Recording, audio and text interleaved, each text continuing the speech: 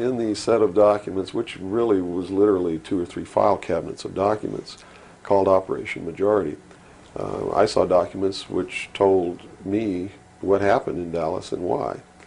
And basically what these documents said was that the intelligence community felt that John F. Kennedy was a threat to the national security, which translated into reality means was a threat to the New World Order, the one world government which they were actively in the process of forming.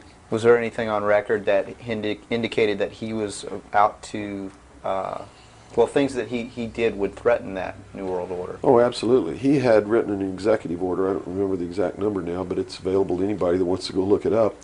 He had written an executive order ordering the printing of United States notes, which would have broken the back of the Federal Reserve, which is one of the major instruments of propelling the United States into the New World Order by destroying our economy, the basis upon which we live, the basis upon which our whole society is founded, is being ripped right out from under us.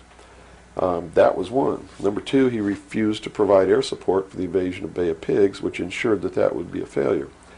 He had threatened publicly on several occasions to disband the CIA and scatter it to the thousand winds.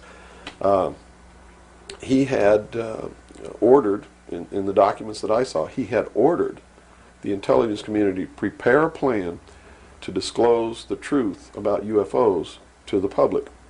Now, I don't know what that truth was. Could be that maybe there are no extraterrestrials. But whatever the truth was, he had ordered a plan to be prepared that disclosure was going to be done according to that plan within the following year. And the intelligence community considered that to be out of the question. And according to the documents that I saw, his assassination was ordered by the policy committee of the Bilderberg Group, which is really the secret world government, and was carried out by agents of Division 5 of the FBI, the Secret Service, the Central Intelligence Agency, and the Office of Naval Intelligence, of which I was a part, in Dallas. And it said that the assassin, the man who actually administered the head wound, was the driver of the car, William Greer, a Secret Service agent who used an assassination pistol built by the CIA for assassinations that was really an air gun that fired an exploding pellet or could fire a small hypodermic needle or a poison dart using any one of many different deadly poisons. Specifically, it said that he fired an exploding pellet which contained shellfish toxin, and that the act was plainly visible in a film withheld from the public.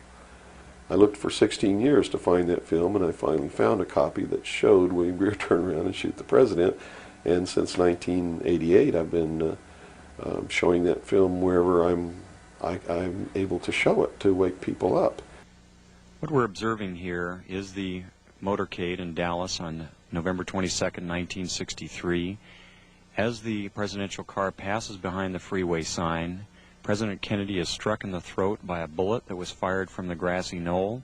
As he's grasping his throat, John Connally is turning around to his right. He at that point is struck.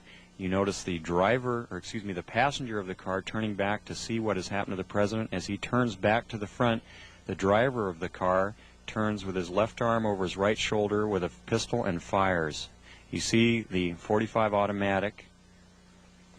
caliber nickel-plated automatic weapon in his left hand. He's firing over his right shoulder. You see it in relief. You see his head pointing backwards towards the president. It is not our government, though you have to understand, that is doing these things.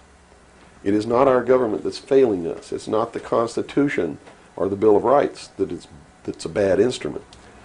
It is a group of men who belong to secret societies, who have infiltrated our society and our government at all levels and are destroying it and subverting it from within.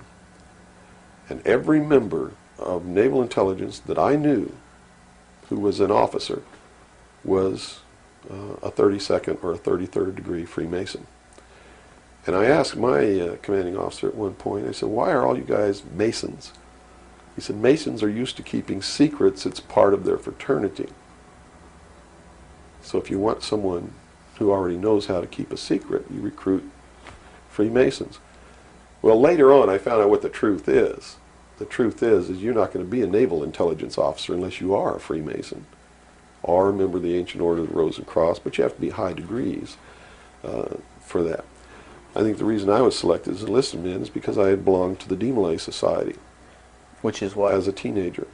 That's sort of the first level of Freemasonry. That's how they Okay. recruit teenagers and indoctrinate them into their principles so that they go right into Freemasonry when they become an adult.